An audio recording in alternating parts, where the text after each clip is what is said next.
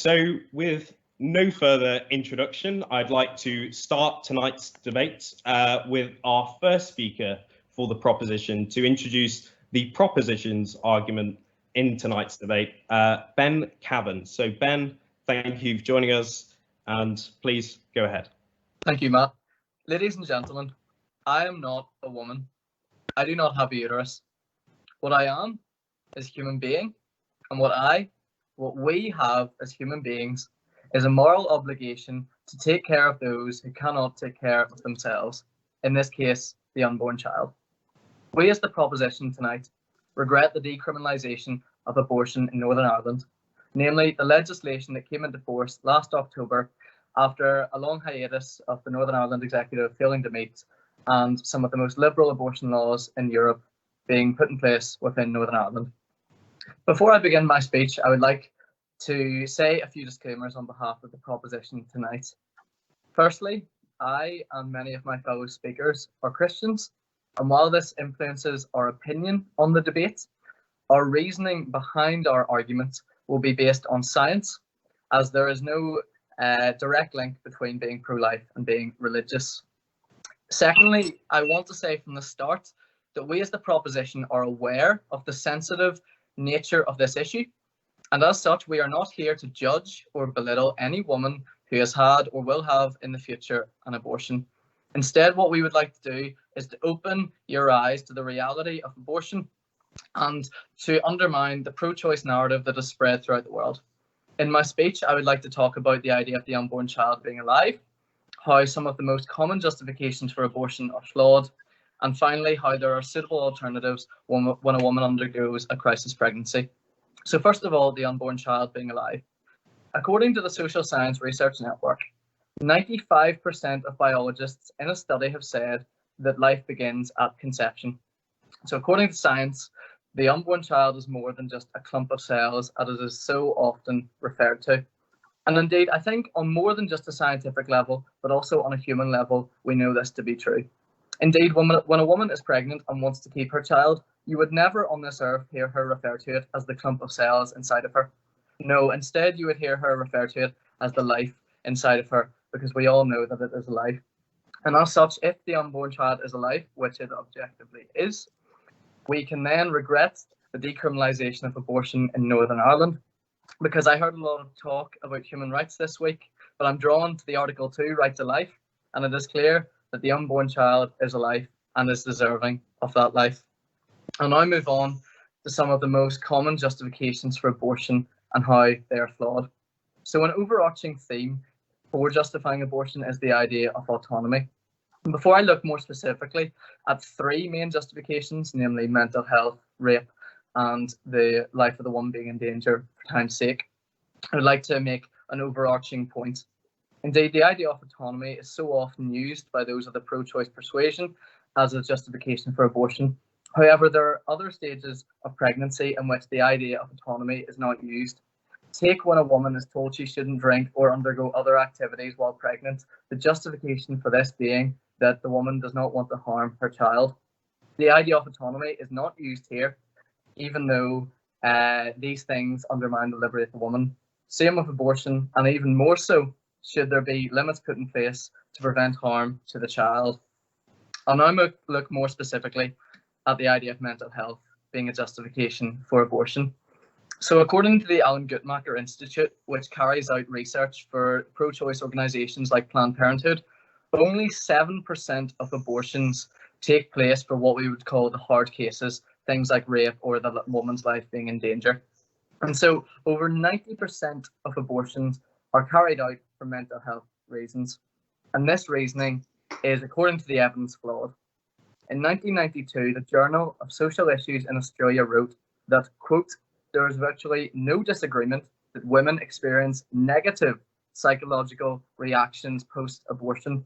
And this is concurred between pro-life and pro-choice scientists, including the likes of Goldstein. And indeed, of these women, 38% of women who undergo abortion, in fact, suffer clinical mental disorders like PTSD following their abortion. And that's according to the Task Force on Mental Health. And that same article that I've just referred to even goes as far as to say, quote, there are no findings of mental health benefits associated with abortion. And as I've stated, over 90% of cases of abortion are for this reason. And if this is the main reason for abortion, and if the evidence suggests it is flawed, then of course we are to regret the decriminalisation of abortion because it is based off a false premise, namely mental health. I will now move on to another justification for abortion, and that is the issue of rape. So Dr. Callum Miller, who is a medical graduate of Oxford, said that 60% of women who are raped were happy for having kept their child. It is not the rape that lowers their mental health, but it is the societal stigma of keeping a baby after being raped. As indeed, as a fundamental level, this is because it is not the child who is responsible for the abhorrence of rape. I can't stand here and say that I'll ever know what it feels like to be raped. Of course, I'm not stupid and would say something so abhorrent. However, what I do know is that, as has been shown through evidence, abortion lowers the mental health of the woman. And so having an abortion would not get rid of the trauma, but would merely add a further trauma following the rape. I'll finally move on now to the life of the woman being at risk. And I think this doesn't need considered in as much detail, as this was already legal in Northern Ireland before decriminalisation of abortion in October. But I think, very briefly, I want to say, last year in the UK, there was something between 1 and 100 women who had abortions due to their life being at risk. This is due to advancements of medicine. And as a matter of policy, no law should be based upon extreme cases and should be based upon the majority.